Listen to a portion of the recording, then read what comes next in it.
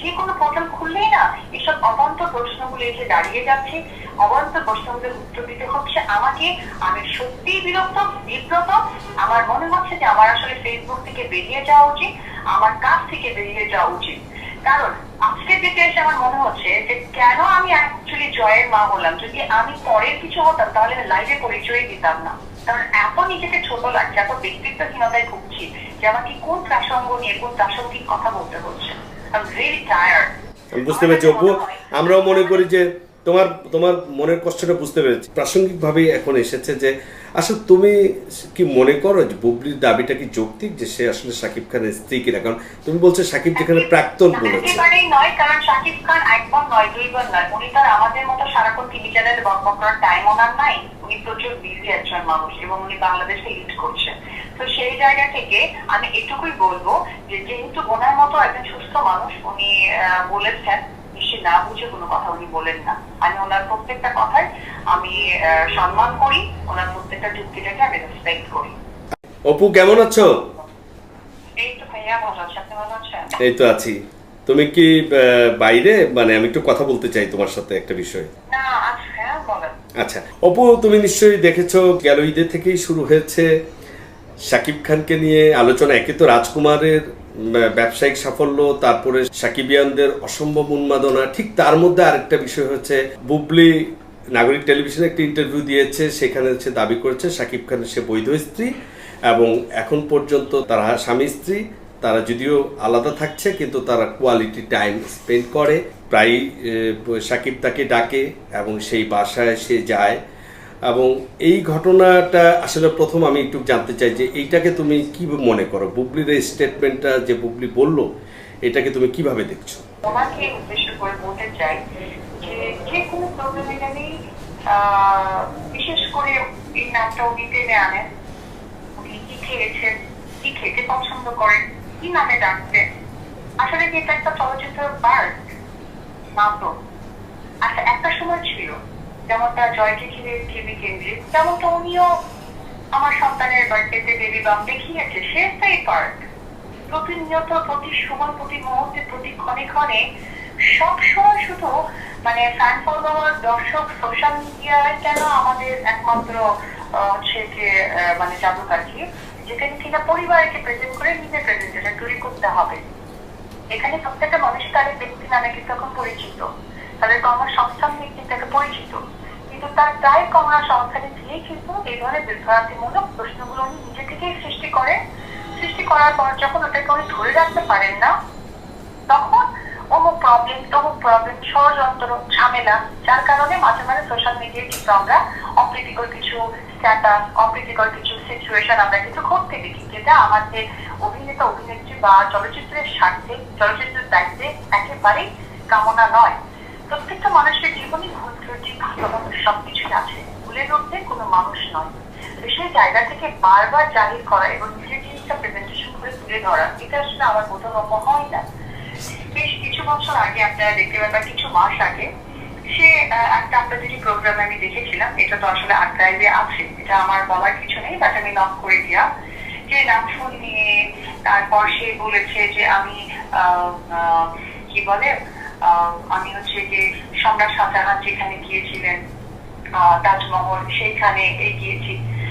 আমি তো অনেক ঘুরেছি, আমার তো অনেক স্মৃতির কারণ আছে, যতটুকু আমার প্রয়োজন আমি বলেছি।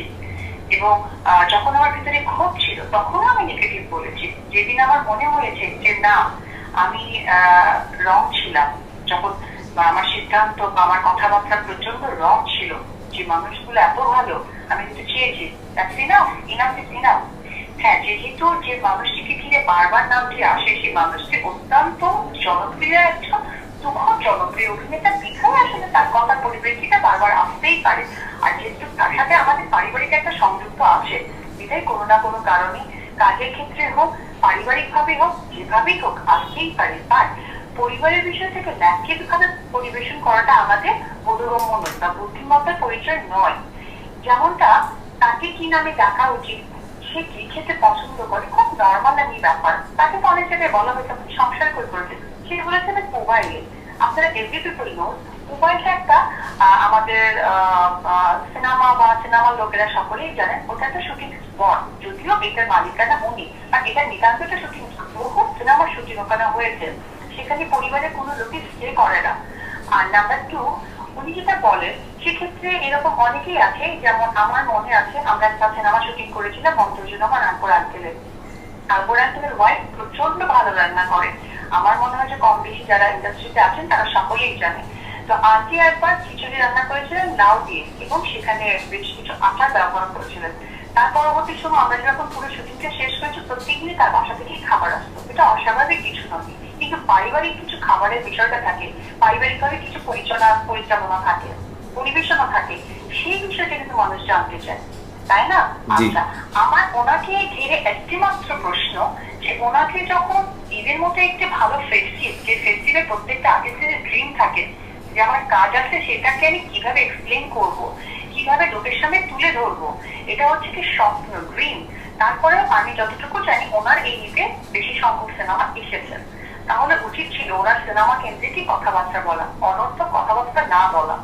যেমনটা উনি কয়েক জায়গায় বলেছে যে পারিবারিক কেন্দ্র করে জিনিসটা আমি খুব বাজেভাবে বলেছি, যে নেগেটিভ, বা আসলে আমার এখনো যতবার আমাকে এই পর্যন্ত এই কথাটা আমাকে মিনিমাম 12 থেকে 15টা পোর্টালে বলতে হয়েছে, আমি এতটা লজ্জিত, এতটা বিব্রত যে আমি বলতে বাধ্য হয়েছি যে পৃথিবীতে আমার মা বেঁচে নেই, আমি আজকে মা বেঁচে না থাকা আমি এটা গর্বের সাথে নিচ্ছি। কারণ এই ধরনের কথাগুলোকে বিশ্লেষণ করা, ঘুরিয়ে আবার সেইটাকে মানুষকে জানানো, এটা আসলে লজ্জাজনক পারিবারিক ভাবে। যেমনটা আমরা সোশ্যাল মিডিয়াতে দেখছি যে আমাদের কোনো একটা জল্লাদ বা কিছু একটা সেটা সেকেন্ড দিয়ে করেছে, তো তারা তাদের সামর্থ্য অনুযায়ী প্রত্যেকটা বিশ্লেষণ দিয়ে দিচ্ছে। আর উনি ওনার সামর্থ্য অনুযায়ী বিশ্লেষণ দিতে দিতে এই পর্যায়ে এসেছে যে সমস্ত কথা একই উনি ওপেন করে ফেলতেছেন। যেমনটা বাংলায় বলে মানে ভুট্টা, আর ইংলিশে বলে হচ্ছে পপকর্ন। উনি পপকর্ন ইউজ করেছে মাই কোয়ালিটি টাইম, আর ওনারা হয়তো অন্যভাবে বিশ্লেষণ করছে। তো সেই জায়গা থেকে আমি অত্যন্তই লজ্জিত।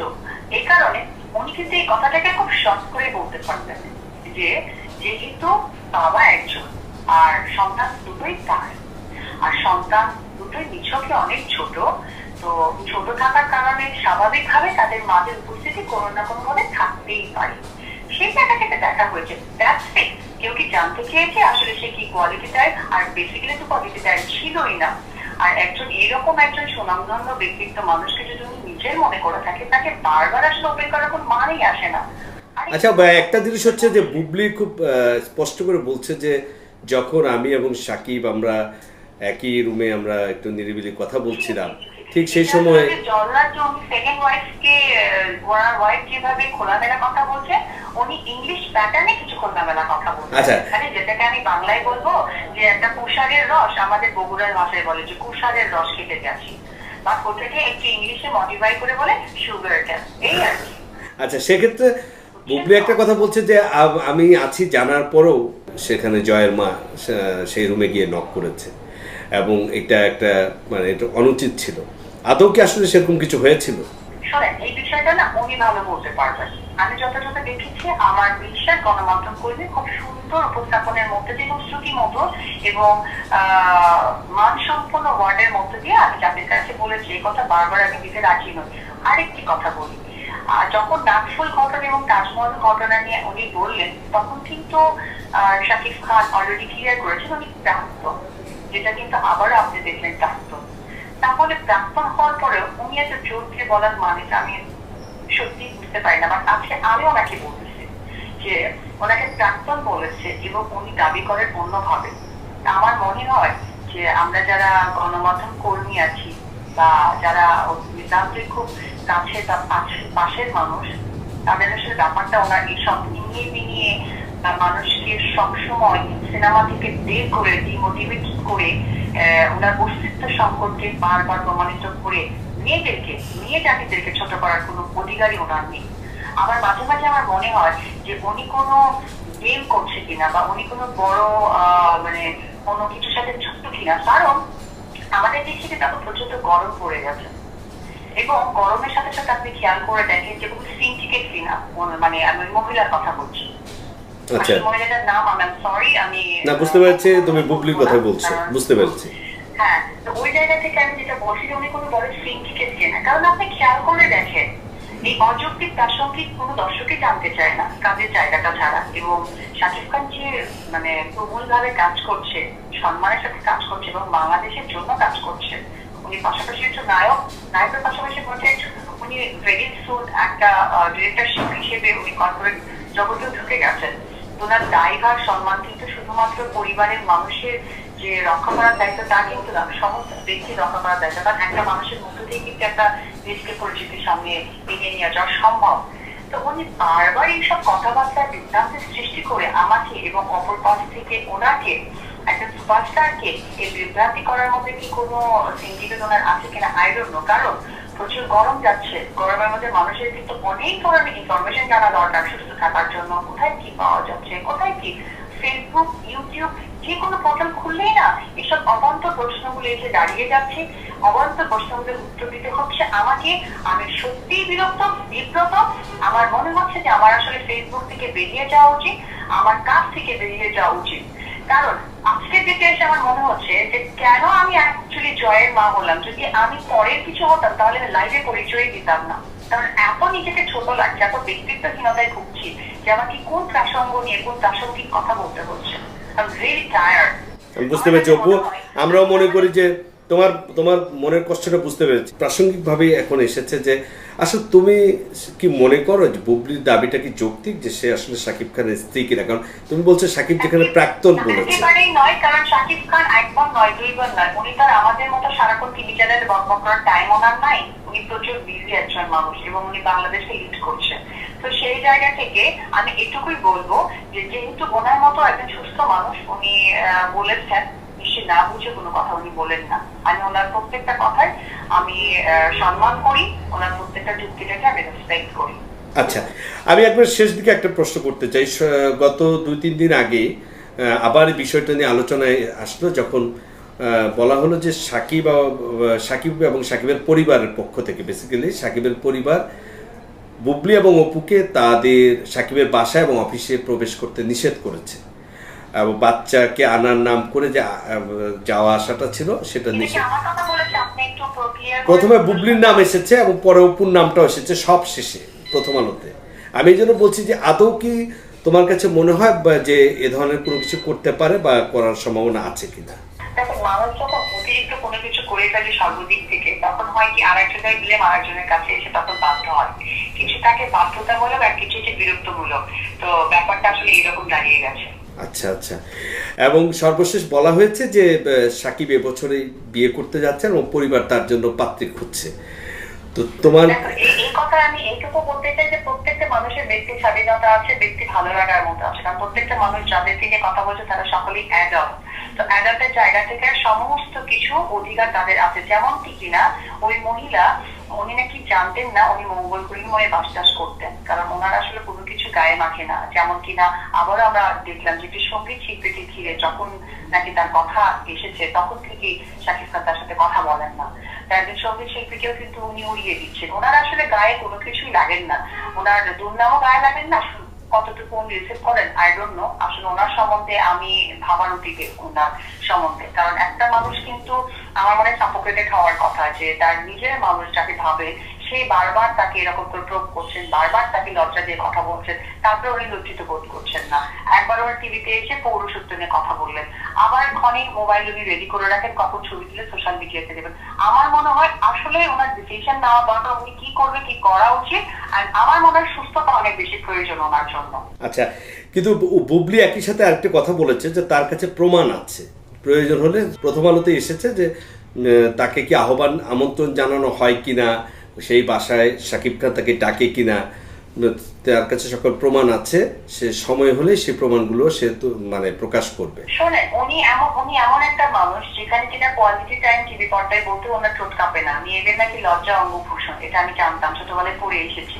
বাট ওনার ক্ষেত্রে সে অঙ্গভূষণটা কোথায় থেকে তৈরি হচ্ছে ওনাকে আসলেই ভাবা উচিত। আমার কথা, ওনাকে নিয়ে বিশ্লেষণ করা চিন্তাধারা আমার কোনোভাবে বোধগম্য আসবে না, কারণ ওনাদের মতো পারিবারিক শিক্ষা আমরা বড় হই। আমাদের অনেক কিছুই আছে, অনেক কিছুই জানি, কিন্তু সেটা আমাদের মধ্যেই রাখি। কিন্তু নিজে বা নিজেদের বলে একটা ওয়ার্ড ইউজ করেছি।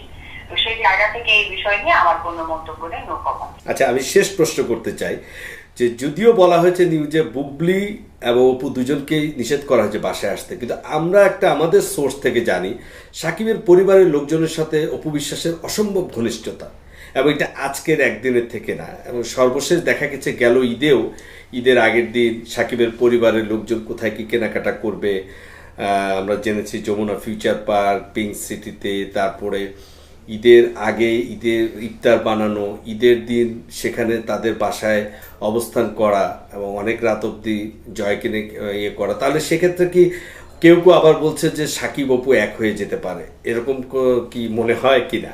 মানে আমি যেহেতু বলেছি আমার পারিবারিক শিক্ষাটা অন্যরকম, ওনার মতন অন্য হলে তো বড় বড় অনেক কিছু। আমি ওনারটা জানতে চাচ্ছি না, আমি তোমারটাই জানতে চাচ্ছি। আমি আমার প্রশ্ন উত্তরটাই এটা দিচ্ছি আপনাকে, যে আমি তো ওনার মতো নই।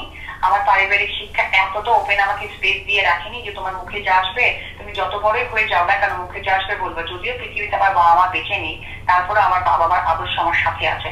সুতরাং এই বিষয়টা নিয়ে আমি ফিল করছি না যে গণমাধ্যমকে আমার বলাটা খুব প্রয়োজন, কারণ